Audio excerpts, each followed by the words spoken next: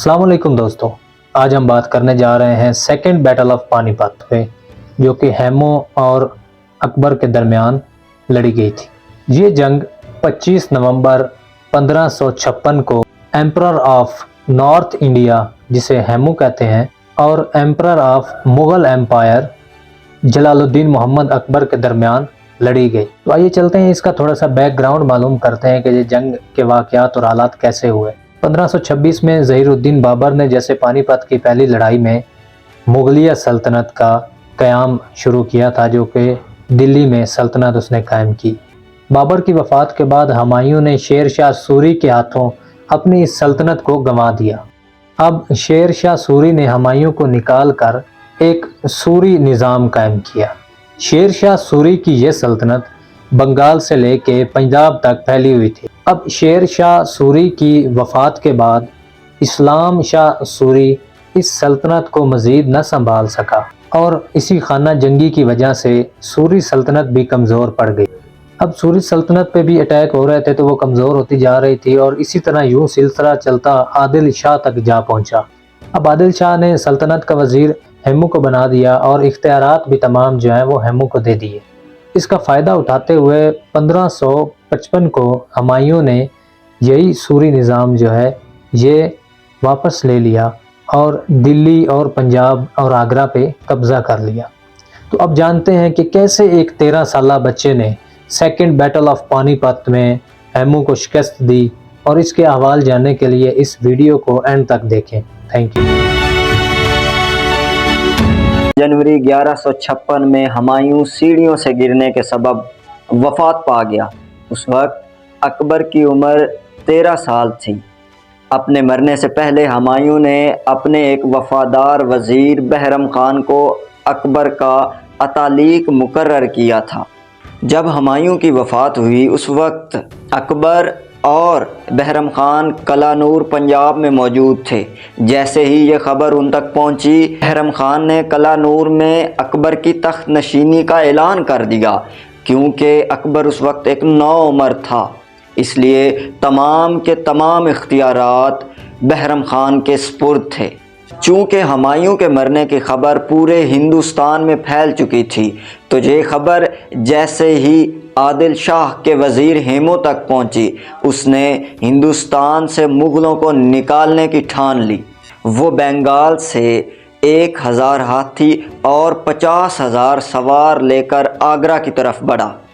चूँकि उसके पास बहुत ज़्यादा फ़ौज थी तो उसने आगरा पे कब्ज़ा कर लिया, और कब्ज़ा करने के बाद वो आगरा में नहीं रुका बल्कि वो दिल्ली के एक गांव तुगरकाबाद की जानिब चल पड़ा।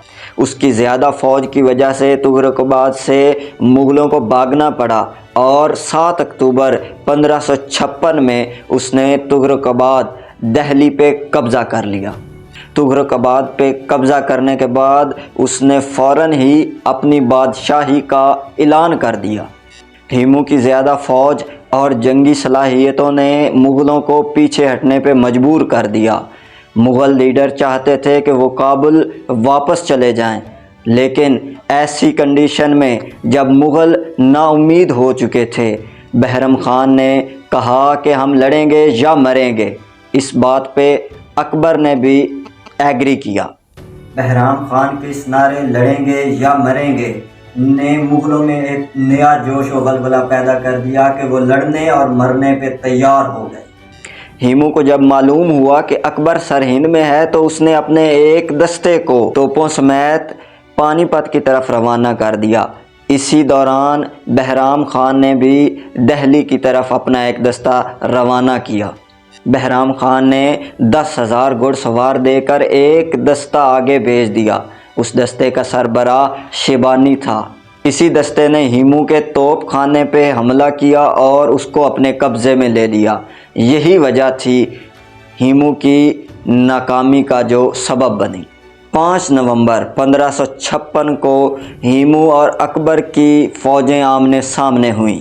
जब हैमो ने देखा कि मेरी फ़ौज शिकस्त की तरफ जा रही है तो उसने हमला कर दिया। हमले में उसने दोबारा वही काम किया कि मुग़ल सल्तनत को पीछे धकेलना शुरू कर दिया। हैमो जंग जीत ही चुका था कि मुग़लों के एक जंगजू ने تیر چلایا جو تیر ہیمو کی آنکھ میں لگا اور وہ ہاتھی سے گر پڑا۔ اس طرح پانی پت کی دوسری لڑائی میں ہیمو کی شکست اور اکبر کی جیت ہوئی۔ اس جنگ میں ہیمو مرا نہیں تھا، جبکہ بعد میں ہیمو کو اکبر کے سامنے لایا گیا۔ بہرام خان جو کہ سمجھ رہا تھا کہ سارے کا سارا اختیار میرے پاس ہے، اس نے اکبر کو کہا کہ اس کا سر تن سے جدا کر دیا جائے، جبکہ اکبر نے اس بات سے منع کیا، یہ کہتے ہوئے کہ مرے ہوئے کو کیا مارنا۔ لیکن بہرام خان نے اکبر کی نہ سنی اور ہیمو کا سر تن سے جدا کر دیا۔ یہ تھی سیکنڈ بیٹل آف پانی پت۔ اس طرح کی اور ویڈیوز دیکھنے کے لیے میرا چینل لائک کریں، سبسکرائب کریں اور بیل آئیکن کو دبانا بالکل نہ بھولیں۔ شکریہ۔